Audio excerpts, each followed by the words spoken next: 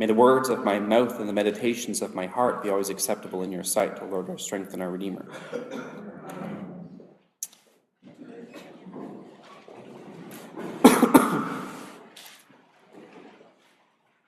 I like how this gospel combines 4 gospels that I wouldn't really want to preach on into one big one.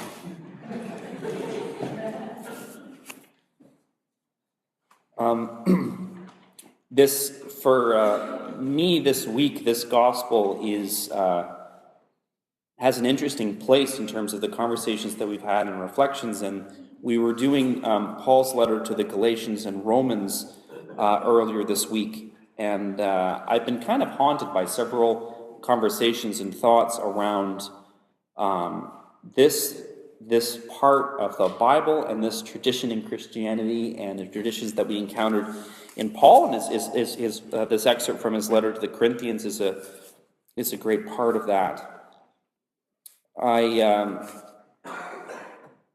We have to begin looking at this passage, and I have to begin my sermon by recalling that 2,000 years ago, the gospel was 100% Jewish. It's very important to remember that. Jesus was Jewish. The apostles were Jewish. The first people who believed that Jesus was the Messiah were Jewish, because only Jewish people used words like Messiah.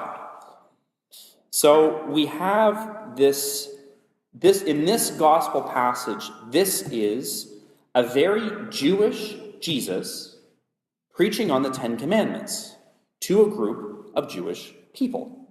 That's what this is. And he's talking to them about the commandment to not murder and the commandment to not covet one's neighbor's wife. He's talking about adultery.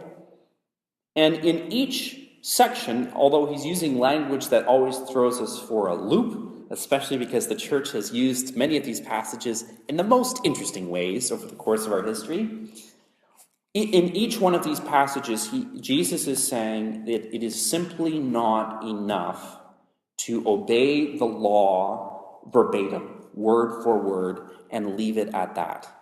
It's not enough to simply say, well, I haven't murdered anyone, therefore I'm a decent person. And Jesus says, no. There's all kinds of ways that you can hurt people. You can hurt people with your words. You can hurt people with how you treat them. You can insult. You can be abusive without being physically abusive. That's important. That was important then. It's important now. And so he's saying you must value your relationships with other people, and your relationship with God, the relationship that you have with your community, with your spouse, with your church, with the world, and with God. Those relationships matter. And they matter more than the raw rules as you see them. And when we can find that throughout. Again, he uses language that I wouldn't particularly use this language. It was a different time. But that's essentially Jesus is always going to prioritize a relationship with God and a relationship with one another over very specific rules and commandments. So we have this kind of world being made. What's happened to me this week in encountering this really cool lecture on Galatians and Romans is I was reminded how strange and wonderful and provocative and offensive the creation of our church was to communities like this, communities who were very dedicated Jewish people who were trying to follow and be in relationship with God, encountering someone like Paul. Because Paul takes this message and hears this message and sees this and says, you know what? This is beautiful that you can have a relationship with God through Jesus Christ and have a relationship with fellow people where we can kind of not focus on the commandments but focus on the relationship. I'm going to bring this to Rome. I'm going to bring this to Corinth and Ephesus and Greek cities and Roman cities where there aren't really any Jewish people, but I think that they can respond to this too. And so Paul does that. He goes to these places and he discovers that actually it's really difficult to convince somebody who's not Jewish at all to follow all of the rules that you find in Exodus and Leviticus and Deuteronomy. If you're not born, knowing which dove to sacrifice for which thing, to eat kosher, if you're not born circumcised, there's a big one.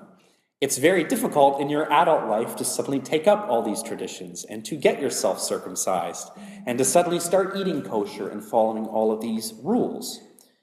And so what Paul does is Paul realizes through deep prayer, through an encounter with God, through Jesus in his life, that the reality is that the law is not particularly necessary if we love God and love our neighbors as ourselves, which Jesus taught and Jesus allows us to do. And so that's what Paul does.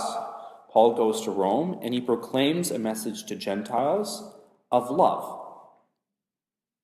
And he goes on at length about what that means to love God, and certainly there are still ways of living in one society, and Paul has strict rules as well, but Paul really sets the law aside. And so you find in Galatians and in Romans lots of debates back and forth because Jerusalem sends very Jewish Christians up to these communities to fix them, and then Paul writes them really angry letters saying, no, they haven't fixed you, they've made things worse. And eventually Paul arrives at this beautiful place where he says, because a lot of Jewish Christians were worried, are you saying that we should all give up the law? Are you saying that the gospel of Matthew, who said, where in this gospel, Jesus says that I haven't come to change one letter of the law. There's a very strong tradition in the church of taking the law very seriously. Are you saying that we should all give this stuff up? And Paul says no. He says, if you are Jewish and you've lived as a Jew all your life, this is a life-giving thing. It's wonderful. It should be celebrated. And if you're a Gentile living in Rome, you can't make them take that up. It's not going to help them. In fact, if they start suddenly getting circumcised and doing all these things, it's actually going to really throw them off. And if anything, it's going to hurt their faith. We should emphasize love. Loving God and loving our neighbor. Now, why am I talking about this? Well, partly because, I think it's fantastically interesting. But why am I preaching on this? It's intellectually fascinating. It's the history of our church. It's who we are. But what I have been haunted by is thinking about our church 2,000 years after Jesus. I wonder if there are elements of our faith where we are like the original church in Jerusalem, surrounded by Gentiles. And what do we do with that? That's what I've been haunted by. We have fantastic traditions, like the original followers of Jesus had fantastic traditions. For us in this room, it is almost impossible for us to separate our Christian faith and our love for God and our love for this Christian community with lessons around love and morality in general. I personally, my earliest memories were in a seminary. I find it almost impossible to separate the idea of my love for the church with my love for God. I find that very difficult to do intellectually and emotionally and spiritually.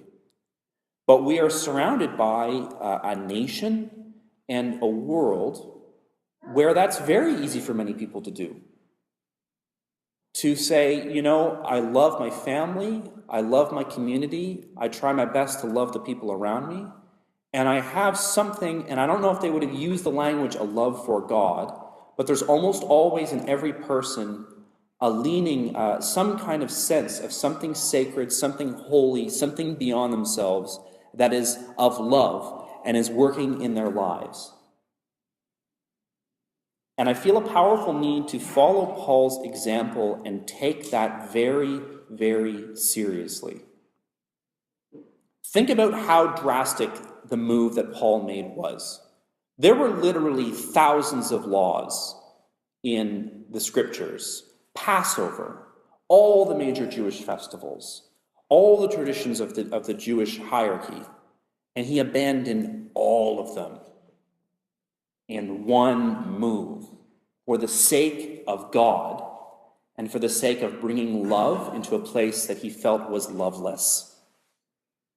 That's a powerful move. It's very controversial. It caused him an enormous amount of grief, and we don't know how upset they got with him, actually, because we don't have any letters back. I'm wondering what that move would be like for us today. what I love about Paul's message is he's saying, if you're a part of a great tradition, don't abandon it. Paul would never say to us, you guys should stop doing church stuff because not everybody's going to get on board with church stuff. He's not going to say that. He's going to say, keep doing that. But the question that I've been wrestling with is, how do we bring love into the world and respond to love in the world? That's something that's not particularly Christian. How do we treat that love as equally holy, equally of God, in the same language and in the same world as us? This might actually be something that we will do a lot as individuals. We're each in this world a little bit like Paul. We come into this, Paul was a rabbi, right? He was a Pharisee. And he was fed by that great tradition. Everything that he wrote, you can just tell that he oozes scripture. And yet he goes out into the world as somebody who is one with the Gentiles. And how many of us do the exact same thing? So many of us have this deep faith and have deep tie to the Christian church, and we go to our workplaces and to the mall and all the places that we go, and we're surrounded by modern Gentiles who have an enormous amount of love to give, and yet sometimes for us as Christians there's a disconnect. And I don't know what to do with that. I don't know how, if we have responsibility to change our language. I don't know what kind of changes. I'm wrestling with this, to be honest. I'm preaching this in part to help me and possibly you, I hope you, figure this out, because I don't know what this is going to look like. But I feel like there's something very, very important about us as a church taking all the love we find in the world very, very seriously as something sacred and holy. I think it's important. And to, under no circumstances, just like Paul did, diminish any kind of moral teaching that we feel is of God because it doesn't have the Christian stamp on it. Right? Paul's going to Corinth and he's seen some crazy, crazy stuff that doesn't look anything remotely like Judaism. And he doesn't diminish it. He doesn't suggest that God is doing less amazing things in Corinth as God is doing in Jerusalem. So in light of that, I'm just going to read a small section from, this should be very, very familiar to you if you've been to weddings and things, from Paul's letter to the Corinthians, chapter 13. But I want you to hear this in light of the stuff that I've been saying, because I find it fascinating re-encountering this passage. If I speak in the tongues of mortals and of angels, but do not have love, I am a noisy gong or a clanging cymbal.